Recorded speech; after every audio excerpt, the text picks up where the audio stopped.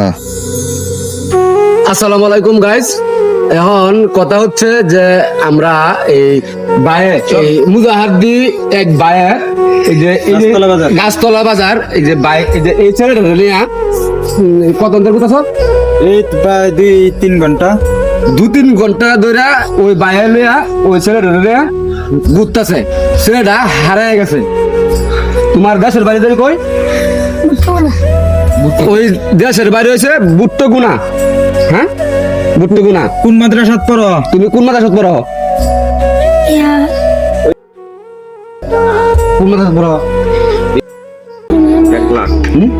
শাহগঞ্জ শাহগঞ্জ মাদ্রাসাত পরে ওই ছেলেটা ওন থেকে হারানো গেছে।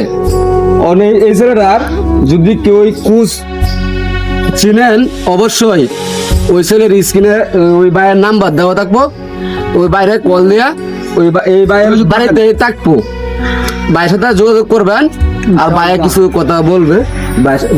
বাইরের কিছু কথা কো বাইরে সবকিছু পাইছে। তোমাদের মাদ্রাসার নাম কি? মাদ্রাসার নাম কি? বলো ধর তুমি কি একলাই আইছো? হ্যাঁ, তুমি এখান থেকে আইছো কি দিয়া? কি দিয়া আইছিলা? আইছিলা কি দিয়া? ওটু দিয়া? তোমার ইয়া আব্বার নাম কি? জব্বার। তোমার আম্মার নাম কি? ইয়াসমিন। তোমার আম্মা কি করে? তোমার আম্মা কি করে? ঢাকা চাকরি করে। কিসে? গার্মেন্টস চাকরি করে। আচ্ছা, তোমার কি নাম্বার মস্ত নাই? যাই হোক, ভিডিওটা বেশি বেশি করে শেয়ার করে দিবেন। আমার জন্য না, ওই বাচ্চাটার জন্য শেয়ার করে দিবেন।